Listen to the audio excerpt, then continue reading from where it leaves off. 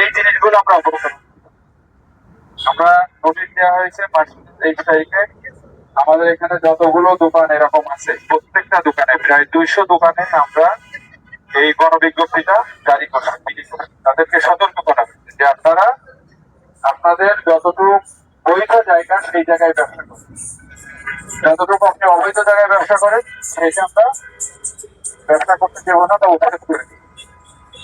বুঝতে পারছেন? সেটা তাদেরকে জানানো হয়েছে, তাদেরকে সতর্ক করা হয়েছে একাধিকবার। এর আগেও আগস্ট মাসে 25 সালে আগস্ট মাসে একবার গণবিজ্ঞপ্তি জারি করে তাদেরকে জানানো।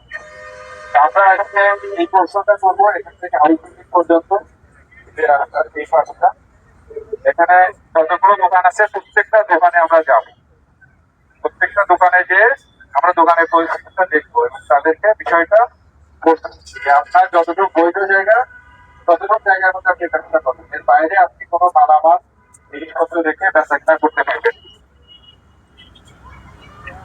যদি আমরা এরকম পাই তাদেরকে বলবো এবং তাদেরকে একটা সময় আপনার 5 মিনিট বা 10 মিনিট সময় একটা সময়, এবং আজকে যে সরাই নিলেন আর কখনোই এখানে রাখতে পারবেন।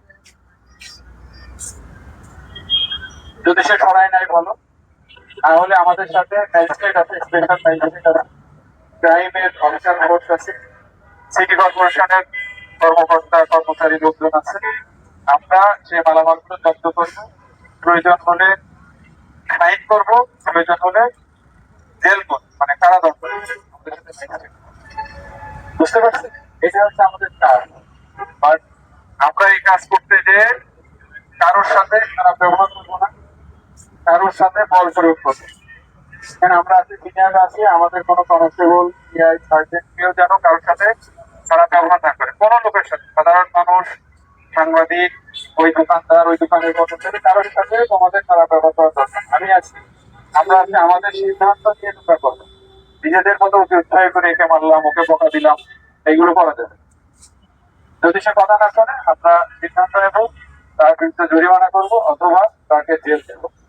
আমাদের ক্রাইমের লোকজন আছে, তাকে নিয়ে চলবে। আমরা যদি মালামাল জব্দ করি, লিস্ট করে মালামাল জব্দ করে নিয়ে চলে, সেটা আমাদের গাড়ি আছে ট্রাকের সাথে সিটি কর্পোরেশনের লোকজন, বোঝা গেছে? আর আমরা যাবো, প্রত্যেকটা দোকানে যাবো, তাদের সাথে ভালোভাবে কথা বলবো, তাদেরকে সময় দেবো। যদি তারা সরায় নেয় ভালো, আর যদি তারা সরায় না নেয় তাহলে আমরা আমাদের যে আইনগত পদক্ষেপ আছে এইটা আমরা গ্রহণ করবো। আমার সিদ্ধান্তের বাইরে কেউ কোনো কিছু করবে। বোঝা গেছে? কথাটা বোঝা গেছে? সিটি কর্পোরেশন আপনারা যারা আছেন বুঝতে পারছেন?